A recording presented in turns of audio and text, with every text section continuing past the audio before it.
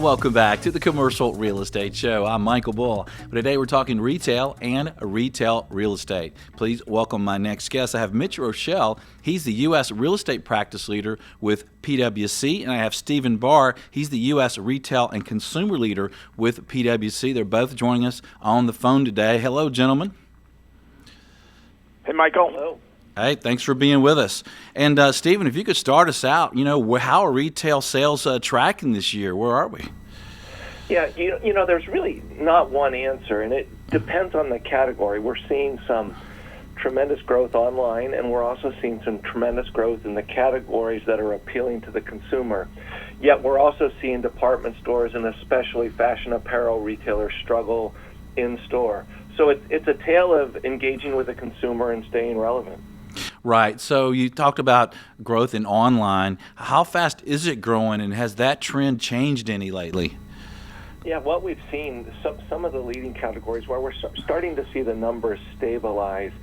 Again, those retailers and online retailers that have compelling offers, we're actually seeing growth still in the 30-40% range. Wow. But I think most others we're seeing double-digit growth, but again, starting to normalize.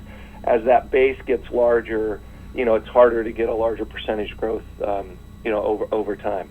Yeah, well, that's interesting. Well, what about consumer income and consumer confidence? What do you see there? Yeah, it's really a tale of two stories.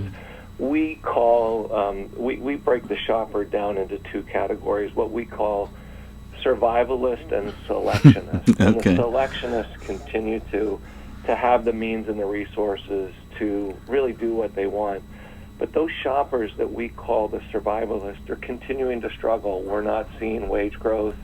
And, there's just a level of uncertainty in the marketplace. So that selectionist shopper is being very careful with their spend. So the selectionist, so that's the people buying, things they don't have to need. So that's not the drugstore sales. That's not the necessities. That's out spending some extra money, right? That's right. And then the survivalists, they're thinking about, every dollar they spend. And look, there's a lot of uncertainty out there right now, some volatility, in the capital markets. And while that ordinarily doesn't impact that survivalist, it gets into their mindset. We're entering, this election period, and without making any political statements, just, who knows what's about to come. So all of these things just, are in shoppers' minds, and we've seen that selectionist or that survivalist shopper, really be very careful in how and where they're spending their money. Okay. Well, now I get it, because my wife's a selectionist and I'm a survivalist. Now I get it. That's probably true for many of us. Now, what about consumer income? Do consumers have a little more money to spend? There's a little bit of wage growth, but it's modest. And the way I often talk about this is, in most of our major urban centers, families are struggling to address the cost of living. So if we all just have a few percent more, especially if we're in the survivalist category, certainly a few percentage points more in our annual income helps, but it's just not closing the gap between the overall cost of living and the wage base. So we continue to see that survivalist shopper struggling. I see. And what about the millennials? I mean, are they creating more households? Are we having more people out shopping? Yeah, well, it's a great question. And what we're seeing both with millennials and Gen Z, we hear a lot of folks talking about experiences over things.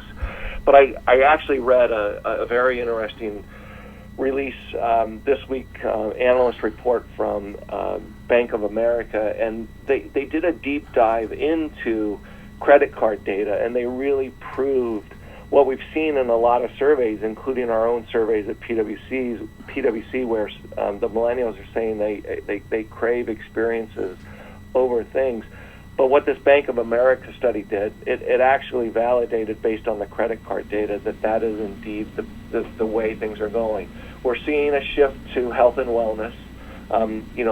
Lord knows we see a lot of folks out there in their activewear, but we're also seeing the consumer, especially the millennial, to your question, out there restaurants and spending time with their friends, and that's become a very important part of their lifestyle and culture. Well, that figures because, they got to get off of Facebook and off their laptops and their phones, right? And they're looking to interact with people for a change, right? Well, they're all out there following Mitch Roschelle, right? That's right, Mitch. Mitch are out there following you. So what does this mean for retailers and their landlords? Well, can you guys hear me okay? Yes. Okay. To pivot to the landlords for a second, if you look at all this change, and I'm going to call it disruption that's going on sort of inside the box, and the segmentation of the buyers, the shoppers, the retail industry needs to pivot pretty hard to figure out how to keep that box relevant and how to create an experience inside the box that's not dissimilar to the experience that they have when they're shopping with their tablet or their smartphone. And that's the real challenge. If you think about the physical plant of a retail establishment, moving walls, changing the design isn't exactly a nimble exercise. And one of the things that landlords are struggling with is the pace of change in retail, the pace of change that the consumer is expecting, and how they can keep up. I sort of metaphorically think of them sort of running on a treadmill and not going anywhere as they continue to try to evolve and remain relevant relative to their sort of digital peers of online shopping. Yeah, it seems like retail is changing pretty quickly, but Stephen, retailers do have a lot of analytics now, don't they, that they can go by to adjust what they're doing? Yeah, they really do. Although I think the retailers have very old systems, and some of them are investing and getting in on the front end and have that data, but others are really just talking about it because they don't have the data and the system. So I think it's a little bit more talk than it is reality today. And building off of what Mitch said, I would tell you that the retailers really have to transform those boxes that we've talked about. They have to surprise and delight the consumer. If they're going to, just stay where they've been, they're going to continue to struggle. I often talk about the fact that I think we have a retailer problem, not a retail problem, and that's because the retailers are just executing so poorly at the store level. So again, they need to up their game and surprise and delight the consumer. And one thing to stick on the landlord topic, I think the landlord is a counterparty to the retailer in terms of one's a landlord and one's a tenant. However, if you look at the way retail leases are structured with the percentage rent clause, they're really partners to some degree. And I think as retailers struggle to figure out how to remain relevant, I think there needs to be more collaboration between landlord and tenant around solving that problem together. Yeah, those are good points. And we're going to take a short break. We're going to talk about some more tips for retailers and for retail landlords and investors. So stay with us. I'm Michael Bull. This is the Commercial Real Estate Show. We'll be right back.